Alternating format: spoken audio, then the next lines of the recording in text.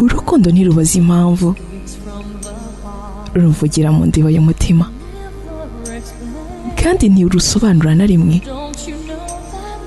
ese ntuzi ko gukunda bidatekerezwaho kabiri?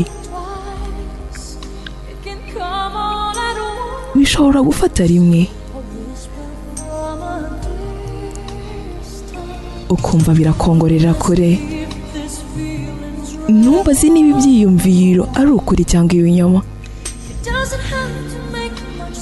icyangombwa ni uko biba bifite ibisobanuro, bigomba kusa kuba bifite imbaraga. iyo uri mu maboko yanjye mbasha gusobanukirwa neza ko tudafite ijwi rimwe gusa.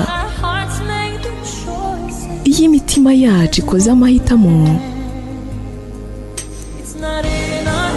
nta gupanga kubaho, ahubwo birikora.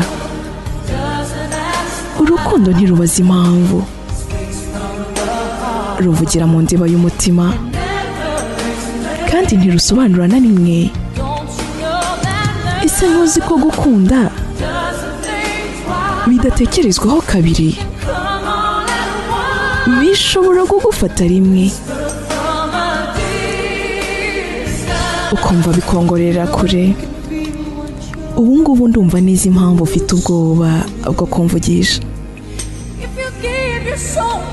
ko mu mutima wawe ngiwe nzaguha ikirenze ibyo.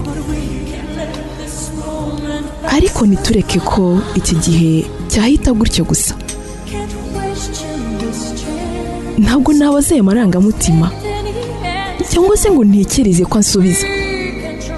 icyo twakora ni ukugerageza. ahari twagerageza. urukundo ntirubaza impamvu, ruvugira mu ndiba y'umutima, kandi ntirusobanura na rimwe. ese ntuzi ko gukunda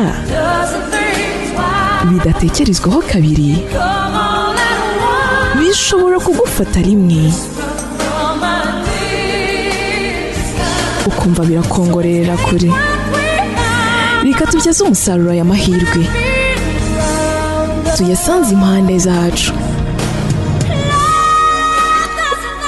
urukundo ntirubaza impamvu.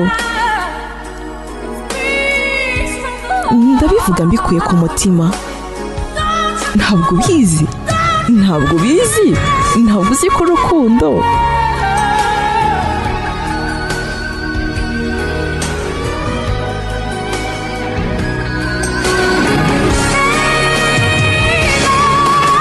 bebe, urukundo ntirubaza impamvu,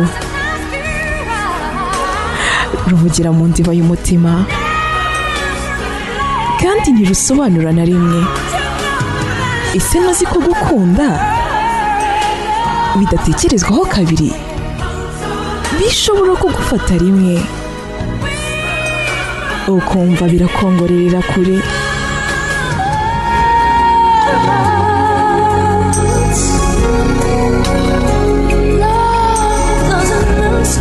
urukundo ntirubaza impamvu.